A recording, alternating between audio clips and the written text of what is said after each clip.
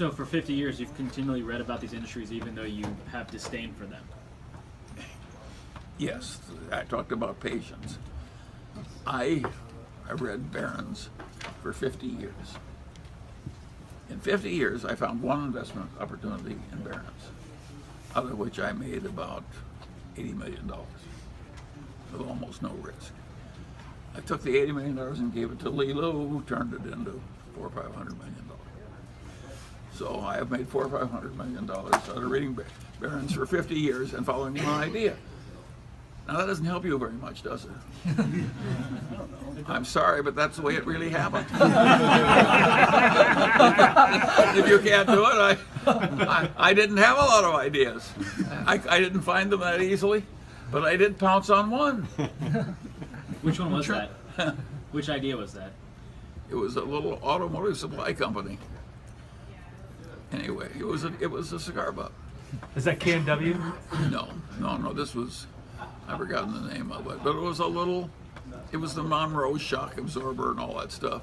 The stock was $1, and the junk bonds was paid 11 3/8%, were 35. And when I bought the junk bonds, they paid me the 35%, and they went right to 107 when they called.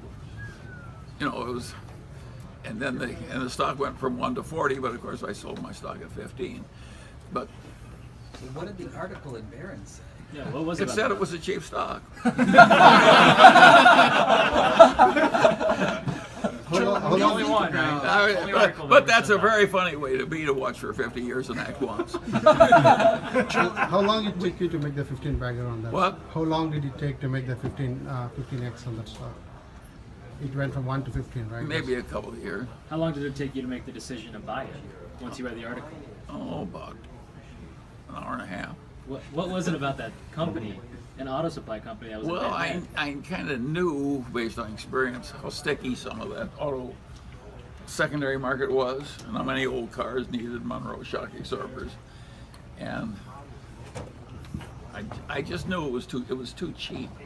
I didn't know it would work for sure, but I knew that